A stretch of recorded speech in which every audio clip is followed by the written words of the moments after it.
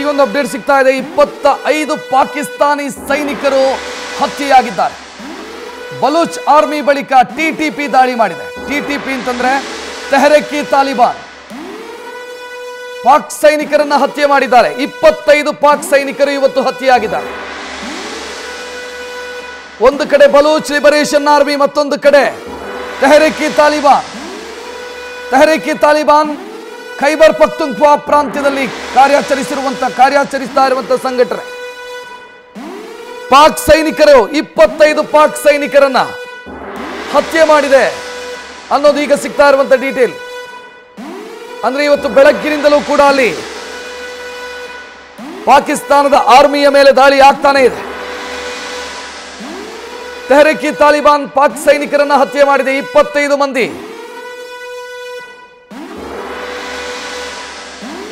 ಪಾಕ್ ಸೈನಿಕರು ನರಕ ಪಾಲಾಗಿದ್ದಾರೆ.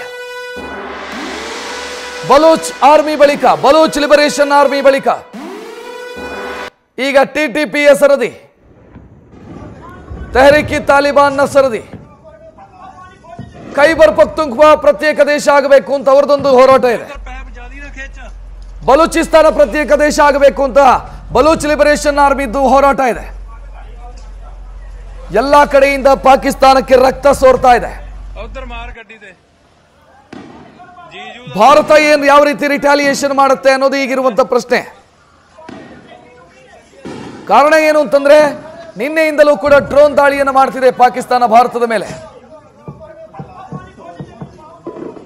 ನಮ್ಮ ಸಿವಿಲಿಯನ್ಸ್ ಅನ್ನು ಟಾರ್ಗೆಟ್ ಮಾಡ್ತಾ ಇದೆ. ನಮ್ಮ ಮಿಲಿಟರಿ ಎಸ್ಟಾಬ್ಲಿಷ್ಮೆಂಟ್ ಟಾರ್ಗೆಟ್ ಆಗ್ತಾ ಇದೆ. ಸೊ ಭಾರತ ಸುಮ್ಮನೆ ಕೂತ್ರೆ ಅರ್ಥ ಇಲ್ಲ. ಭಾರತ ಪ್ರತೀಕಾರ ತೀರಿಸದೇ ಇದ್ರೆ ಅರ್ಥ ಇಲ್ಲ. ಪ್ರತೀಕಾರ ಹೆಂಗೆ ಭಾರತದ್ದು ಗೊತ್ತಿಲ್ಲ. ಸರಣಿ ಮೀಟಿಂಗ್ಗಳಾಗಿದೆ ಇವತ್ತು. ಪ್ರಧಾನಿ ಸೇನಾಪಡೆಯ ಮುಖ್ಯಸ್ಥರ ಜೊತೆ ಮಾತುಕತೆ ನಡೆಸಿದ್ದಾರೆ. ರಕ್ಷಣಾ ಸಚಿವರಿದ್ರು ಮೀಟಿಂಗ್ ಅಲ್ಲಿ, ಸಿಡಿಎಸ್ ಇದ್ರು ಮೀಟಿಂಗ್ ಅಲ್ಲಿ, ಭದ್ರತಾ ಸಲಹೆಗಾರರು ಎನ್ಎಸ್ಎ ಅಜಿತ್ ದೋವಲ್ ಕೂಡ ಇದ್ರು ಸಭೆಯಲ್ಲಿ.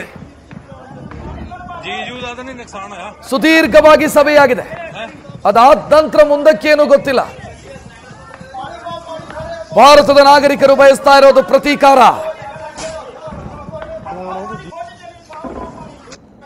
ಮೈ ಮರೆಯೋ ಹಾಗಿಲ್ಲ. ನಾವು ಮಾಡಿರೋದು ಡ್ರೋನ್ ಅಲ್ಲ ಅಟ್ಯಾಕ್. ನಮಗೆ ಏನಾಯ್ತು ಏನೂ ಆಗಿಲ್ಲ, ನಾವು ಸೆಲ್ಫ್ ಡಿಫೆನ್ಸ್ ಮಾಡ್ಕೊಂಡ್ವಿ ಅಂತ. ಸೆಲ್ಫ್ ಡಿಫೆನ್ಸ್ ನಮ್ಮಲ್ಲಿರುವಂತಹ ಉತ್ಕೃಷ್ಟ ತಂತ್ರಜ್ಞಾನದ ಕಾರಣಕ್ಕಾಗಿ ಆಗಿದೆ. ಒಂದು ವೇಳೆ ಸೆಲ್ಫ್ ಡಿಫೆನ್ಸ್ ಅಲ್ಲಿ ಎಡವಿದ್ರೆ ಭಾರತ ದೊಡ್ಡ ಮಟ್ಟದ ಹೊಡೆತ ತಿನ್ನಬೇಕಿತ್ತು ಪಾಕಿಸ್ತಾನದಿಂದಾಗಿ. 2 ದಿನದಲ್ಲಿ ಪಂಜಾಬ್ನ ಫಿರೋಜ್ಪುರದಲ್ಲಿ ಮನೆಗಳ ಮೇಲೆ ಪಾಕಿಸ್ತಾನ ಡ್ರೋನ್ ದಾಳಿಯನ್ನ ಮುಂದುವರಿಸಿದೆ. ಇದರಿಂದಾಗಿ 3 ನಾಗರಿಕರಿಗೆ ಗಾಯ ಆಗಿದೆ ಹಾಗೂ ಆ ಗಾಯಾಳುಗಳನ್ನ ಆಸ್ಪತ್ರೆಗೆ ದಾಖಲು ಮಾಡಲಾಗಿದೆ. ಇಲ್ಲಿ ಎಕ್ಸಾಕ್ಟ್ ಆಗಿ ಗೊತ್ತಾಗುತ್ತೆ, ಮಿಲಿಟರಿ ಬೇಸ್ಗಳ ಜೊತೆಗೆ ಪಾಕಿಸ್ತಾನದ ಟಾರ್ಗೆಟ್ ಆಗಿರೋದು ಭಾರತೀಯ ಜನವಸತಿ ಪ್ರದೇಶಗಳು. ಆ ಪ್ರದೇಶಗಳನ್ನೇ ಗುರಿಯಾಗಿಸಿಕೊಂಡು ಪಾಕಿಸ್ತಾನ ಈ ರೀತಿಯಾಗಿ ಡ್ರೋನ್ ದಾಳಿಯನ್ನ ಮಾಡ್ತಾ ಇದೆ.